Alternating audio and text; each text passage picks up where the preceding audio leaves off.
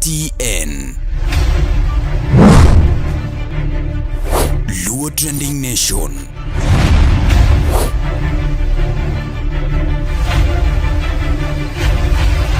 Mopandi inyenyo elela.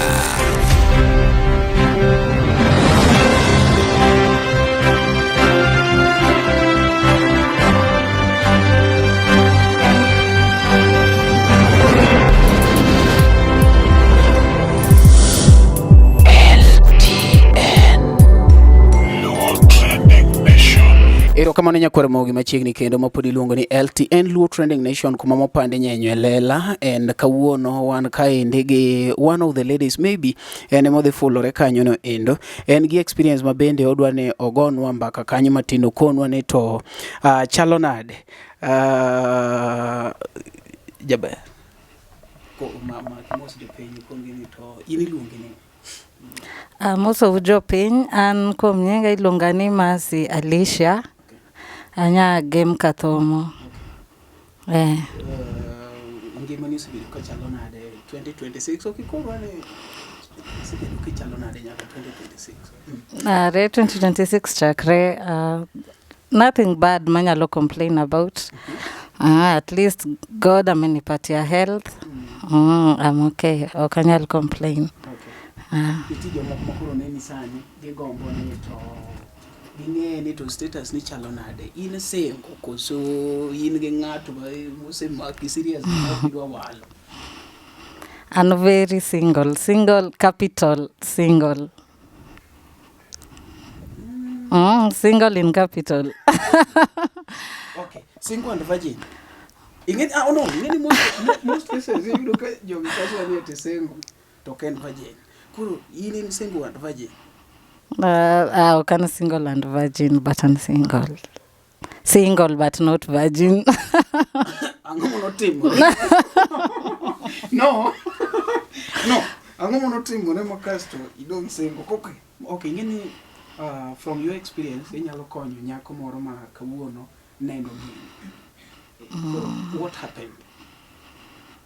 Of course, I've been in a relationship. What happened in which terms? Because you don't single. Ngeni tikoro gimatiko giwachnya we don't care. It is either poda manyo kata wadhi break gi ngano mate. What happened? What happened? None relationship, but it was a toxic one. Now, I've been in a relationship for 3 years. Okay. Yeah, I was dating an artist or hangla artist.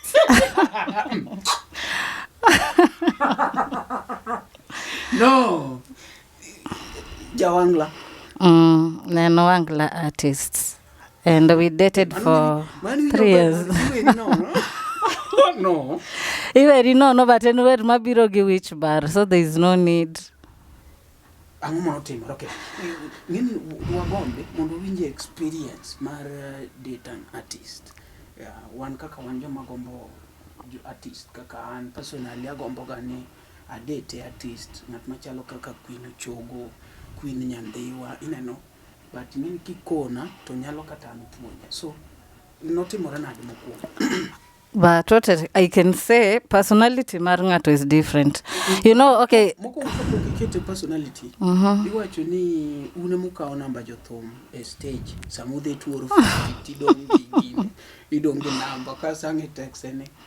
Haki jana uli perform poa, una look tu poa, toko nini thanks. Kendo bang thanks ni. Kesho mtakuwa wapi? Tuchaka kamano. Kuru ini sere nangu. On my side, oknasero jathum. Okay. No kasero jathum. Newaromo kode, newaromo not even in a show, an interview. I can say that it was more of an interview, no kene show.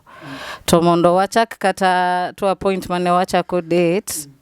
Tangune wachak dating, I was Kana romo kode, I personally didn't know an artist. Nkechnakiaye.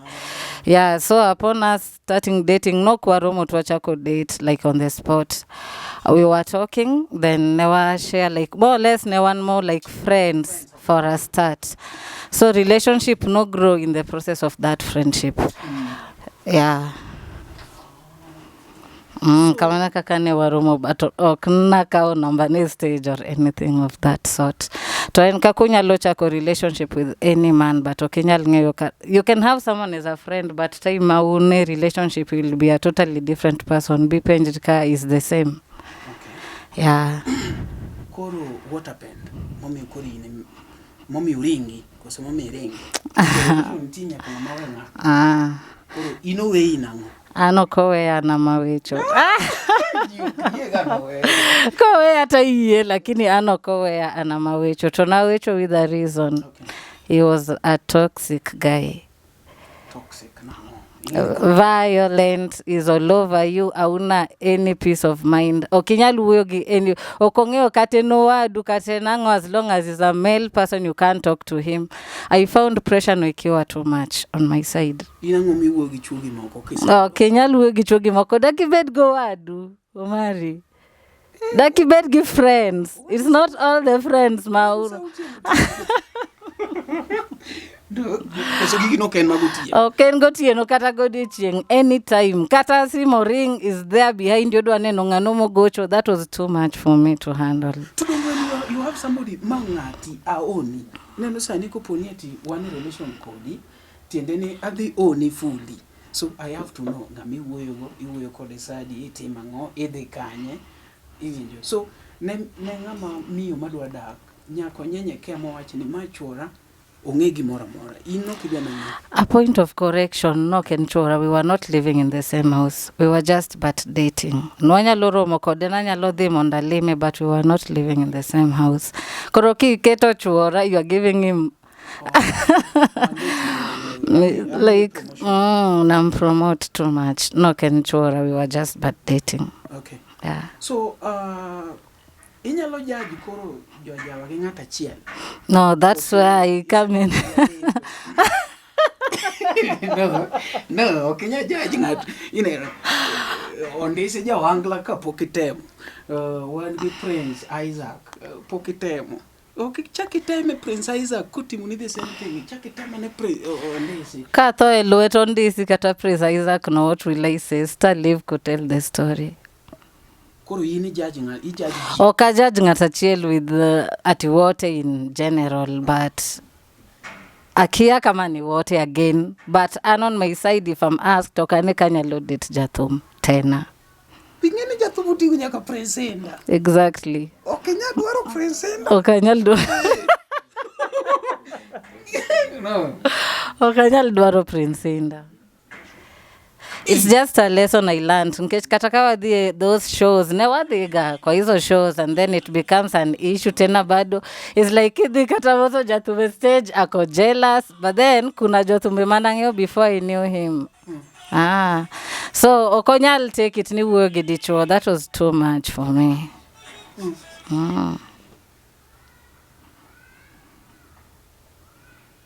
Jane ko mara mono video studio mono go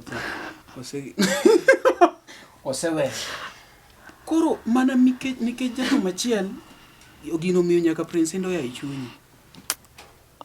Not really. Should I say it is that fear? Okangeyo cause mondu bed gi ng'ato 3 years I learned to study. And of course naromo gi jothumbe moko go be, even if it was through him, of course to naneno akia kama character is same but okadwa na place gi like character in same, but on my side achana I wouldn't want to try. Okanyal dwaro yudra kende the same shows because maybe I might not live to tell the story. Okay. Yeah. Nyakore mogi we wadhi break matin nikech pod wadwa loso wifi mwadhi go live ni do na kwa stream. Koro we wang'ad matin waduogo pod wawinjo story ni nyaka watiek wadwinjo ni ang'o mono tim e third year. Nyakoramogi be isebedo gi achiedh nade ka ipenjori kama inyalo chwalo lendo magi ne jopiny, obed lendo mag ohala, lando nyasi kaachiel kod lendo mamoko mathoth. Bas kikibed gi kionko moro amora ni mar LTN Luo Trending Nation ni ka nikech in. Wan kod jolendo manigi oteku kendo nigi lony mamalo mar chwalo ni lendo meki ne oganda. Ne ler mathoth tudri kodwa e nembniwa magin 07 1 92 32 74. Bende nyalo oronwa ote e luotrendingnation@gmail.com. Lendo manimba managi LTN. Luo Trending Nation.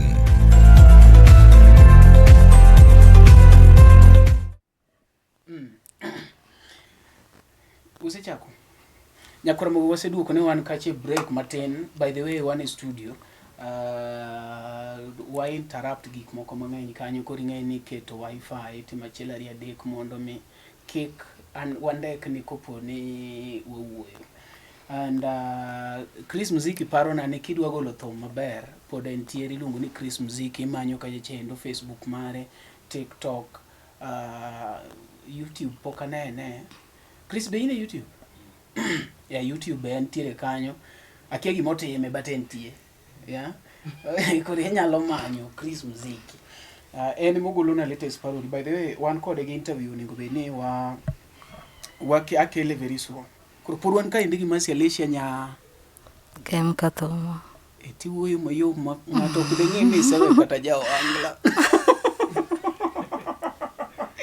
Okay. So adwani share kod experience like kaka ni wacho ni ilur and mana kaka pastors ok ni pastor tericho inyalo yudo pastor marach pastor maber jaja inyalo yudo maber jaja marach kata mana interview koro ka interview achiel machalo kaka Mario timo nigi mor koro iwe jite. Not really, lakini ntie say that goes that once bitten twice shy. To mano kare we chuotewa Ok chote really but ng'eni waluoro chuote nyangan mabukuri.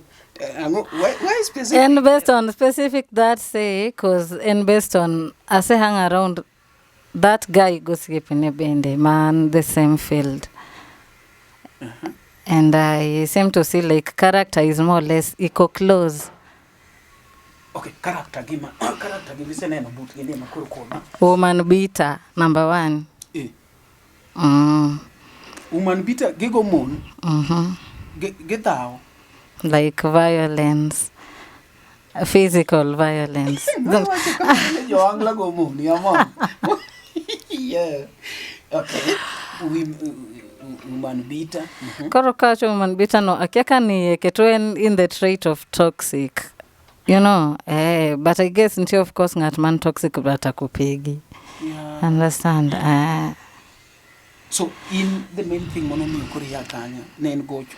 Alafu giyo at the rate at which yonge breathing space basically and all over you, and it doesn't mean all over you nako perfect ena mucho domulo any other person lakini nini your case ngeni ja kuoka kuelo to paro ni jite kuelo. How did you know no chodo? Of course mundi begging out to 3 years you know what you are saying, huh? Koni cheko simbe. Cheko simbe is allowed, no cheko mara koseno ko check.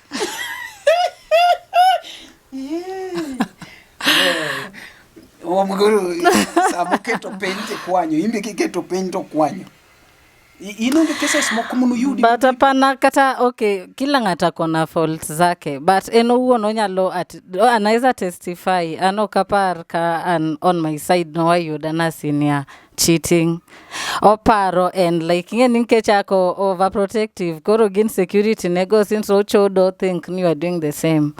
But kata gima nenyalo kelo hizo insecurity zake ene okonyala lawi wuo kata to kata kongyo conversation they are innocent conversations ok gin conversation mag joke ma wana date ama wako in a relationship but and so long as oneno he cannot take it ni wuoyo gidicho and that is difficult because you have relatives. I have cousins that are around. It reached even a point ma nen so ridiculous that wacho dregi kazinda it was that bad.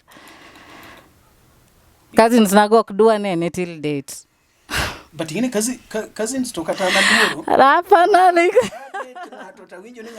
ndiye distant cousin but can immediate cousin unyalo chodre how like your mom and men are like real sisters. That is more like your brother. Unyalo chodre how. No manato. Manato take matin. Don't knock tamre but take matin I know. Okay.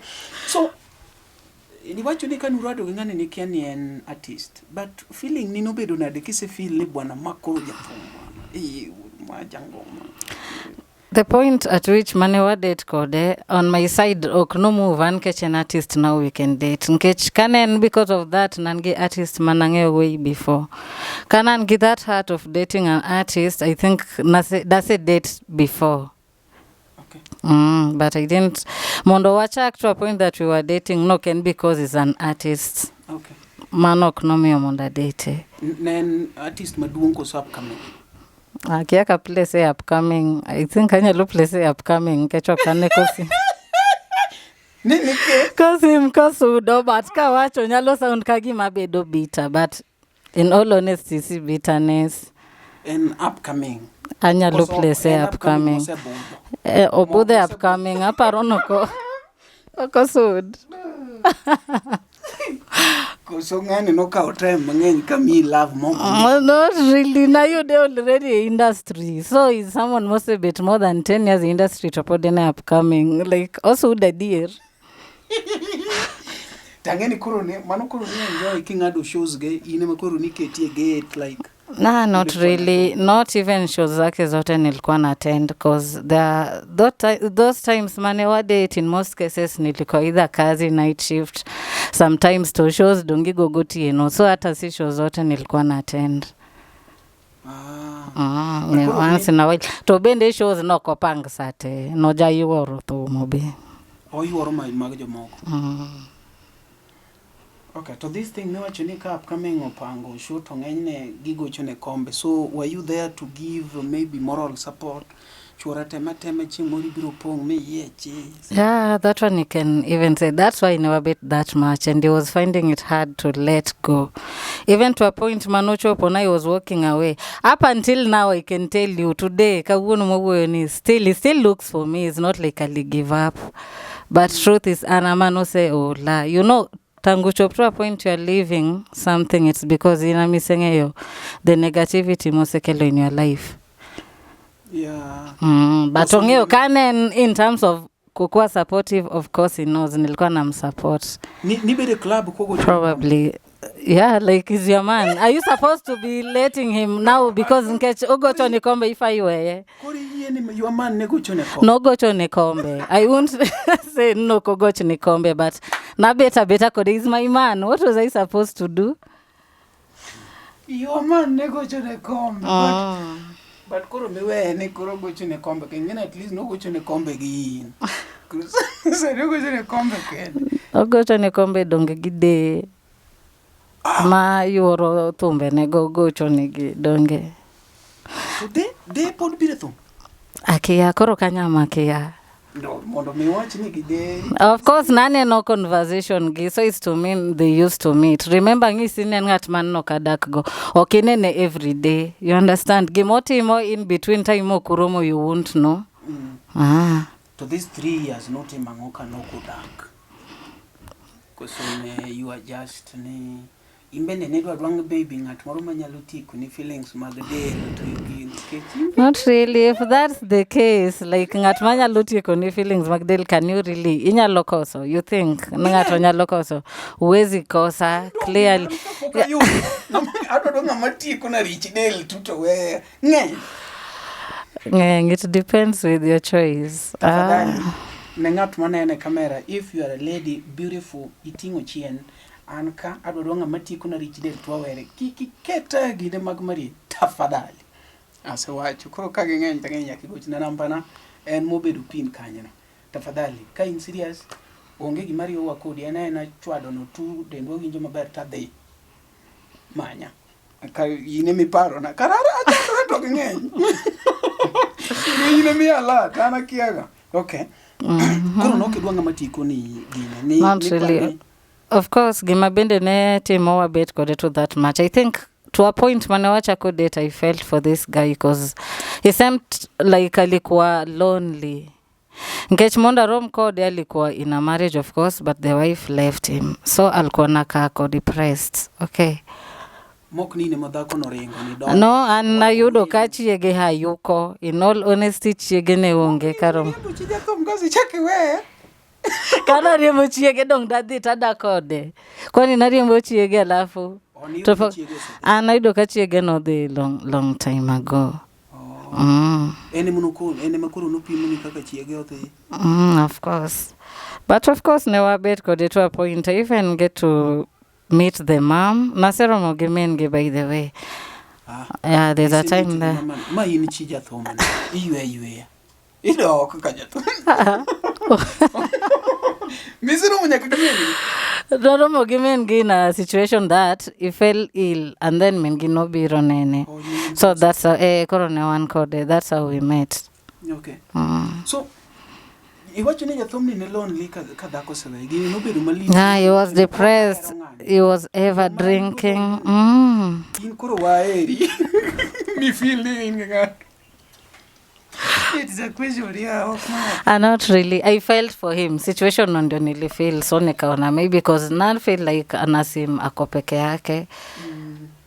Yeah. So I thought I tried anyway because from the point mana you I don't want to blow my own trumpet, but point mana you that na to a point manecho pomali tuna separate, there was a change. Ingeni jomoko koro pare kamera kani mama na nyako mu Mario yudo kasto koro de kona ka en jathum magadi da kuluong nyinge. Boss Wuod Nyasembo. Boss Wuod Nyasembo e nying jathum. Boss Wuod Nyasembo. To Boss Wuod Nyasembo is talented, yeah. Very talented, by the way, no doubt. So when I say Temas boss na no ga thum. Say da mana na thum. Akane chuny. Do better say kaya. By the way, that Sunny and Kanye, by the way, Lal. Yeah, indeed, I've not heard from him. Like, I think it's about a month now. I think kapo kuricha out. Koro ilando e kamera ka boss beneno. Ni we. Awe kata ento ngeyo na we because kadi ne bed no kawe mogik no nere kara. Ngene de matek. Okay, what like, boss when you say the way. Koro nyakingi say in capital onyate. Ngene ko na we. Samoro nyalo pokata ni wadi we kon. Okay. What Omaria penjo.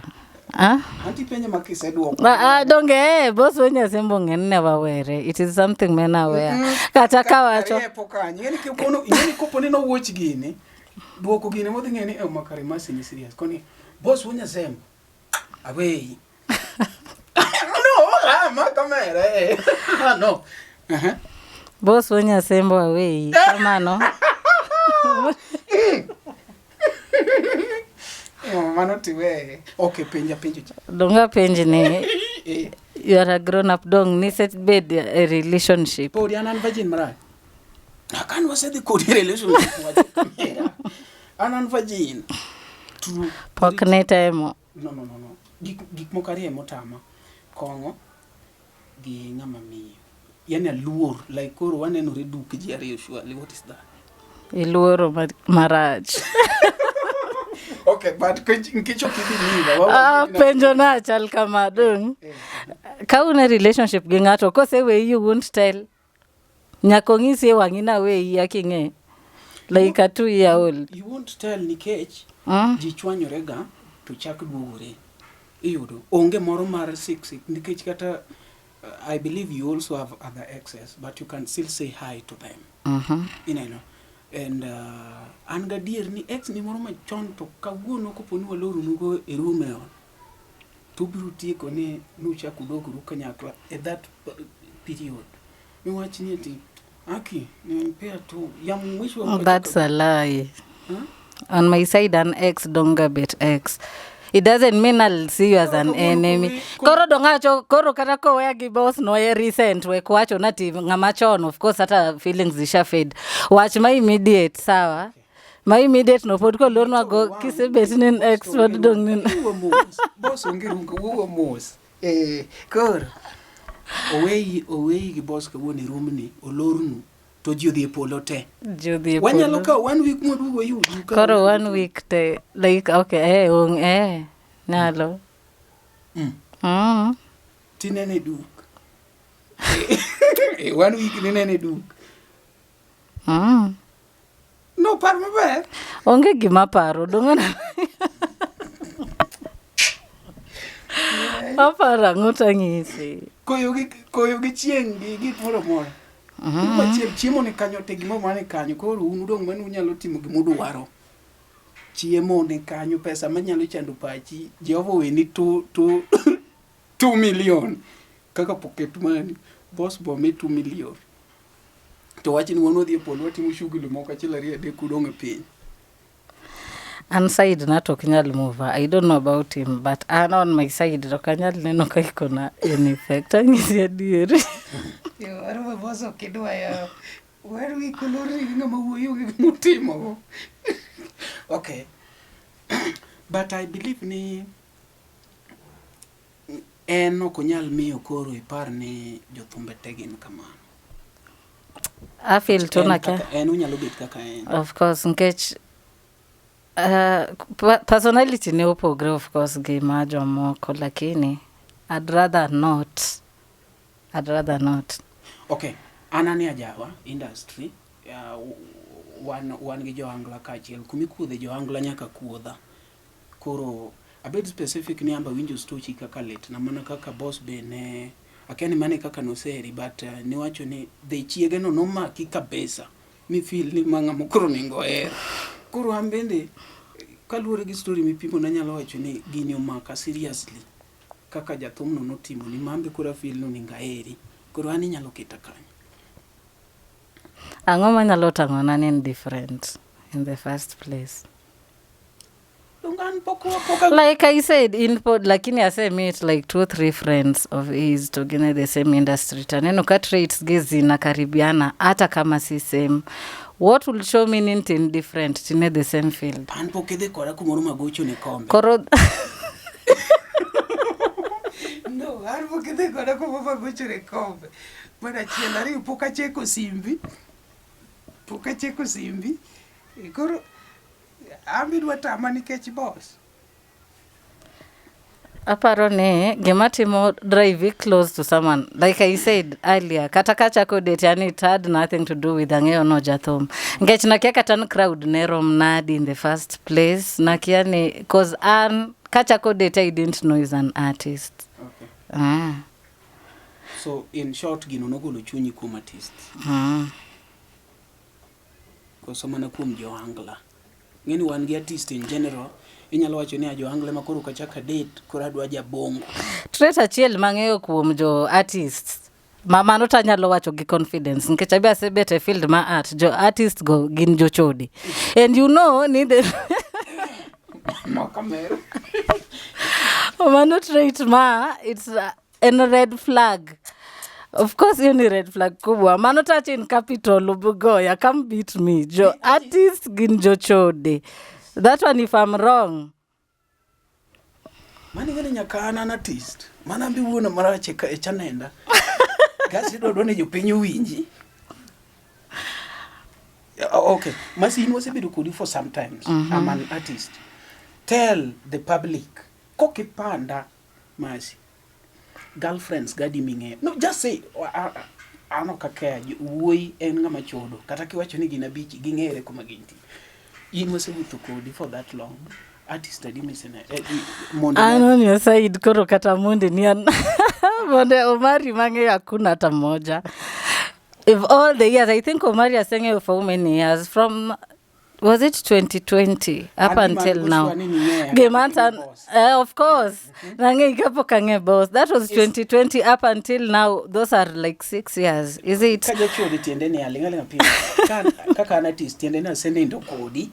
To apart from nindo kodi, isene ene nyiri moko ba chelari de kwa mengolgo. Koro kono jo penyi ni ani mana kuongo wei katari mana kuongo chodo ni.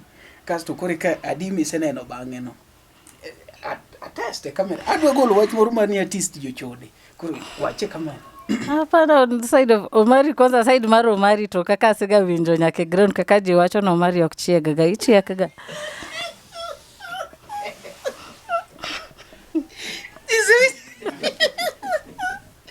io mi biro wache diri koro mana wati monke chande period mose wuotho kode to onge girlfriend mano Omari mang'eyo that I can send mato girlfriend maro Omari hakuna Kurano ka chodi ni kechu. But David. Yeah. Ikoni nyaka ground ji wacho ni. No, mari ok chieg ga.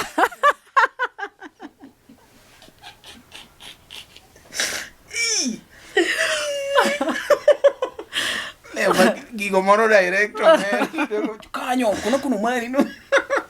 Okay. Koro to answer that, and girlfriend maro mari maseneno to onge. I don't know the reason. I don't know kama onge girlfriend. I don't Kuchiega dieri. Okay. Wazino tawinjo ka sweat yao. Hey. Ni okay. But kuru jumodo koro to answer yo swali koro mana makia but gimang'eyo anto gi artist mase come across enye ginjocho de koro mari nitakia na kete kanye ni sawa jigomi ukajudi wiketa kumoro iseko na dier mani chunyi kuri wundure ni o ground wacho but isa wacho chuth ni okay. So you as a lady,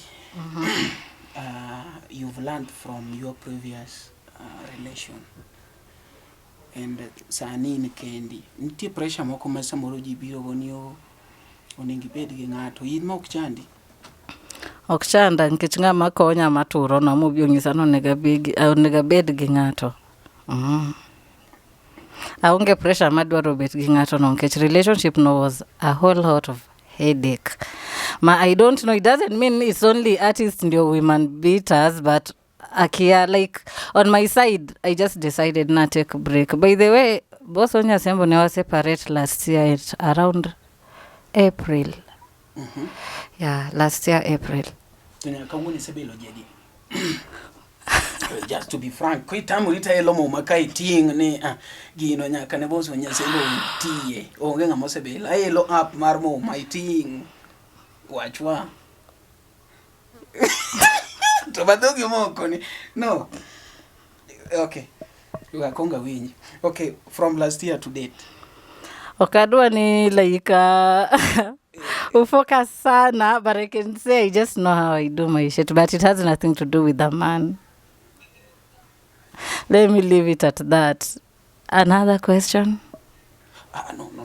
Tiendeni iwoke interest mag men. As per now, you want a break. Okadua like relationship. Yet it doesn't mean nisita get into a relationship, but okadua as per now. No, ineno ntie gimoro miwacho kani adonga se wacho inipenjo ni talk boss asebet gi ati asebilo jiadi amagolo pachi nonge ngama asebilo. I just know how I do my shit, but with a fellow lady. Bani na mewacho.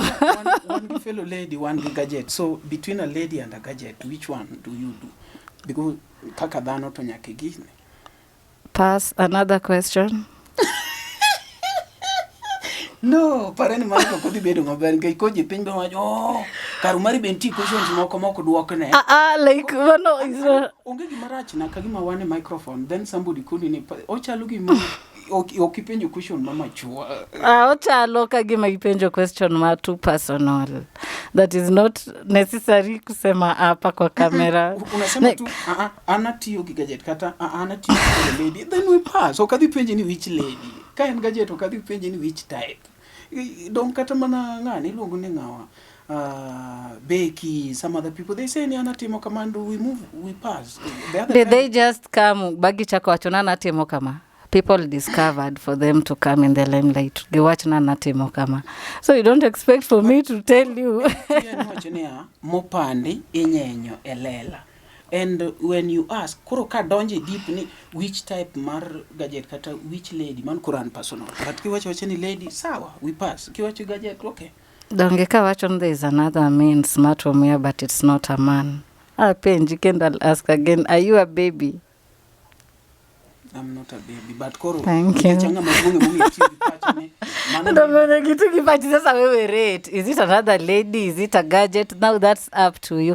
But mano is not necessary a watch a camera. But do you do ladies? Another question? Masi. Another question to Samoro Mugi 20 interview. Come to interview. What you interview? But do you do a lady? No. No, I don't do ladies. So the other one. Okay.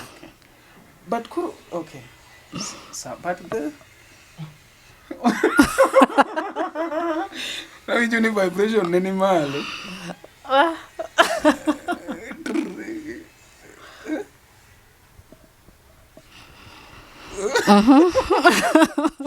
Okay. Nyakora moge iwinjo ni en sani koro chunye podo yweyo matin, so gik moko machalo kaka men to z, so maybe mopogore gi man inyalo gini ingeni ko wacho kama jok moko machalo kaka beki dipo pa kumanyi gidwa nengo kene inyalo kono gina ya chela ria dek nyaka manyi ni ono winjo ni oketema insani ukidil gi men, congratulations jogo miyo ji hatu break wanka heartbreak ni kila mahali, kata in that other side ntie heartbreak. Who told you on the other side onge heartbreak? Nyaka ngama onge gi pod chwado ng'ato heartbreak. Heartbreak maro walo. Heartbreak ni kila mahali gimanyisi in other words. Ntie heartbreak kwanza ina heart wagambaya. On the other side. Yeah. To koro the other side uto kora ngoma hatu nikech koro uto intact moro malich to be onge na yeah, it's the same. Kwani ino kineni jok ma gibe gin ga like ntie a relationship ma lesbians ntie ga boyfriend ga girlfriend, or you don't know ntie ga ngama play the role of a man. Let me not talk too much, man kind part of the but just learn. Yeah, but that's how I learned it, like seeing details, but from what I know, kata on that other side, ntiega boyfriend na kuna girlfriend. Yeah. Okay. Kurugisani, you as a lady, what have you decided to do with your life, being that you've stepped aside from relations, especially an artist? Now, what will you be looking at the next partner? Maybe watch ni koro kaki ngama nyako nyaka jiserie gari kuonde tich gena ngo ming'iyo mondo michi more decide ni ka settle gi ngama chalo kam. Everything that my ex was not. Number one, asiwe mwanaume toxic, kikobed ngat ma violent. Ubed of course mtu ananipatia space. I understand.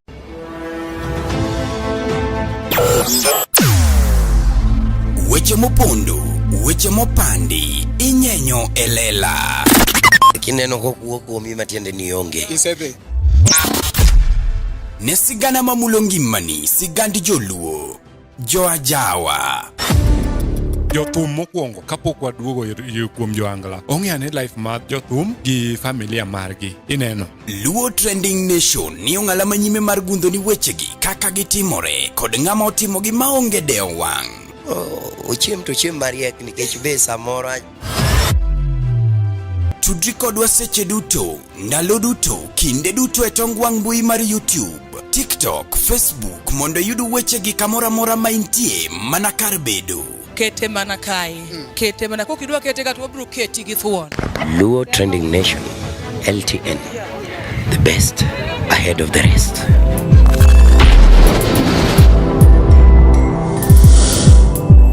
LTN, Luo Trending Nation. Like ngato asiku suffocate. Ingenti ile state someone is basically suffocating you. Unata space. Okay. But mano ngeni bro mio ikonge me time because okinya romo gi ngato kaka anu mari sani kora demora kamera ne. You can't know that I'm toxic. That is the bad thing about it. There is no man mwenye anaonyeshanga trait yake real kucha ko relationship. So it means that you have to be there. So will you be testing? Lakini from what I can know, for you to stay with someone for like tuseme 3 months, unless ngat mama feature kabisa character yake within 3 months, you should be able to tell. character ya mtu, even if it's not all, but at least half bit of it. Yeah. And by the time mangi nyaka kawuono isebedo kidake boma, be ng'ato nyalo weyi ka boche ichuodho kucho me dagi miritne dala tene Nairobi. Kochako nadi jonyuol na kende Nairobi. How am I going to stay dala kucho unaniacha huko? I don't see that working. So you must be in town. Of course, unless kawa di dala tunaenda wote sana. En manyo pesa. Tunaenda wote, kwani ano kamanyo pesa, ba manyo pesa, kwani an jobless. Kuro go owacho ni iwe tiji mitimo chilariyo. Adhi abed dala kucha idong Nairobi chod, not happening. Chod koda kai kaneni. Kwani ng'ato kani Nairobi to chodo ya. When I'm away, what do you expect? Dongo biro dala ndalo rusa. Kaya rusa moro matin kama samuchamo pesa misudwe chao. Biro after how long? On every month, kataka every 2 months, break moro nyako yudi oduogo ot. To in iywecho dala, at least nitie puothe moko kanye do kitweyo. Ige ngot kik mukre, ng'eni ute mang'eny osemukore nikech ji teno wuok dala. Hakuna donge ntiere people you can hire to be doing that. Ama? So ki support mar. Ano ka support the bet dala nkech kata mama wa ok ndala. I don't know how you are going to rate it, but kora nadi chako nadi kwanza. Father, like your family tell me in Nairobi. Yeah. But udoga dala. Yeah, they tend to go at least, and on my side I don't go staki nidanganye, but gain at least get the gamano dala gates not mine. Another could of course go visit, but once in a blue moon.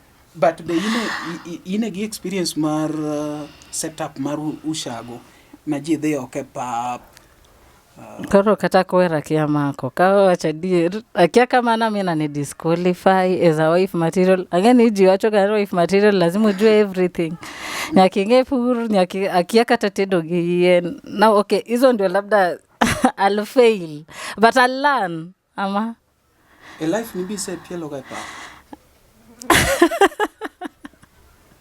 No, give my opinion is very critical. Nairobi kae sasa unajipata kwa state kai hiyo vipi? Nilimo wayu ndaluma indala. Dala kuna choo. Ipi ile papau? They understand. Main watch man the pile pap take out boke kata kidi ne. Onenu funny ni. Yeah, it's kind of funny but okay. Do ikia pile pap. Moto ikia. Inge moto imanya yenti. Okay, you can try man. You know it's something you can do. Lakini korote dogi yengo is going to do that. Sijui kupika na kuni. Guy. I can learn. If my man loves me, si atanifundisha. Ngano nyombo nkecho kietimo gigo. Tedu kundi ya beach. Wa?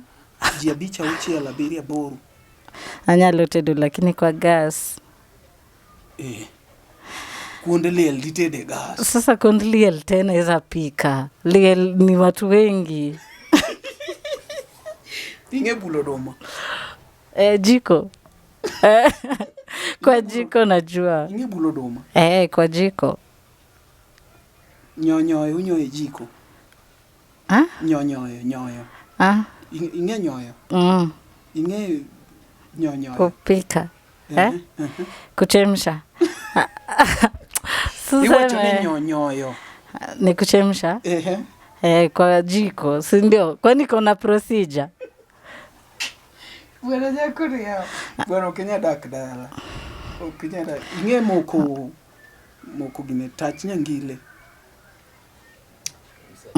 Inge nyangile. Umari. Mondezi jogo ko chandore bwana. Un kuwero ni bendo sechope pachi kaka nukwecho ok gen.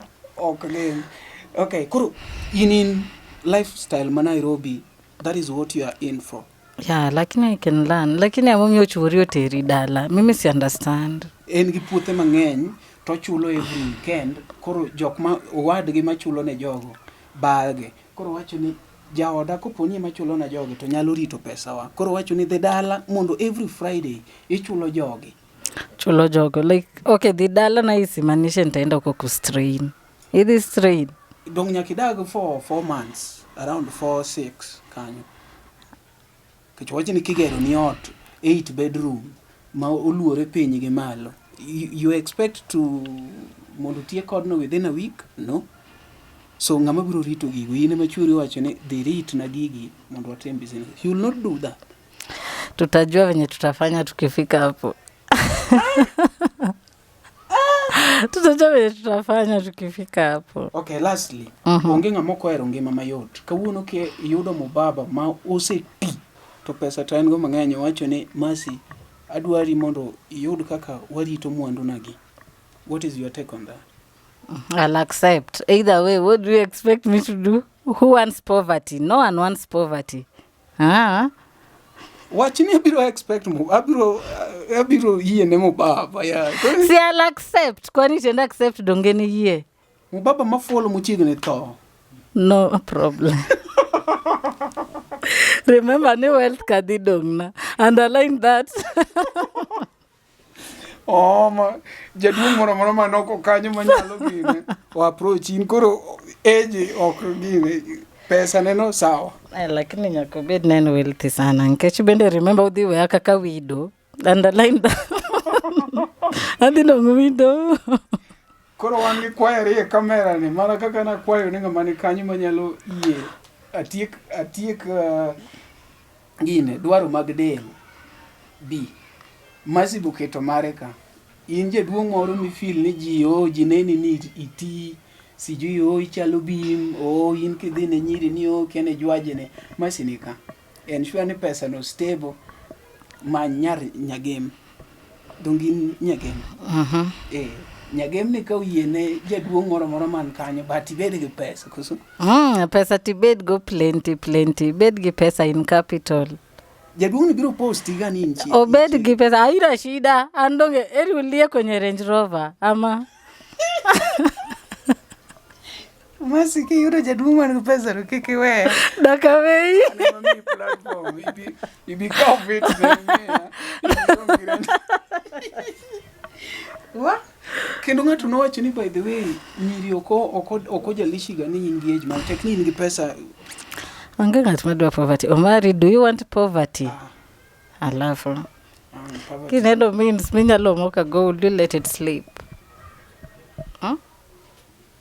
Somne jaduong' naman. Jaduong' moro koro watch gini mo isemi. Ke moka huko Omari. Jaduong' duok pepa mini segemo no. Mi namba Mercy.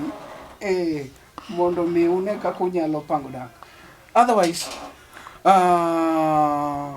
one 2026 miye jo manyiri kata jo machuo kata mbeseni any advice minyalo amiyoge manyalo tenoge at this 2026. In terms of work, always be with that spirit of go-getting. So long as it's something that it's bringing food to your table, never be ashamed of it.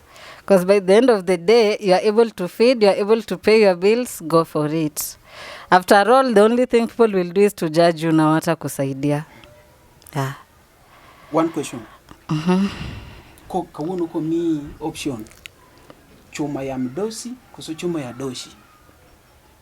Ya mdosi. Ya dosi umera. Chuma ya dosi. Chuma ya mdosi.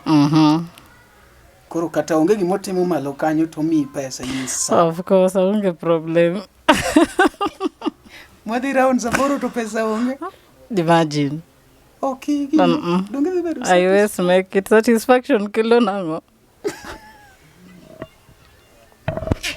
Erokamano Nyakwar Mogi mani luongo ni Mercy Alicia. Mercy Alicia, by the way, is a great friend of mine. We've been together. Today we didn't plan to do any interview. I've just given her camera. By the way, I'm very sorry. No ningo benia prepare ye earlier, but don't worry.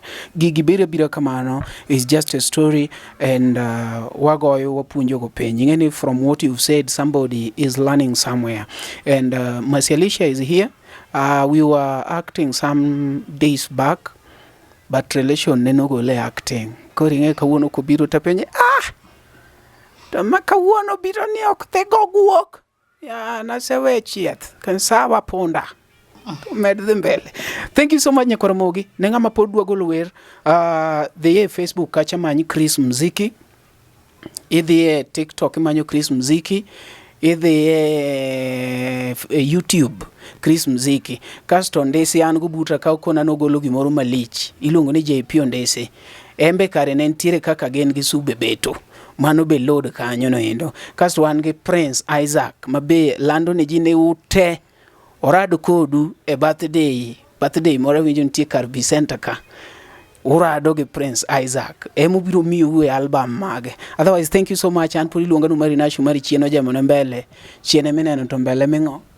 Hey. Emengondo boka. We gimidwa wacho na ng'eyo kadone wasigino. LTN Luo Trending Nation.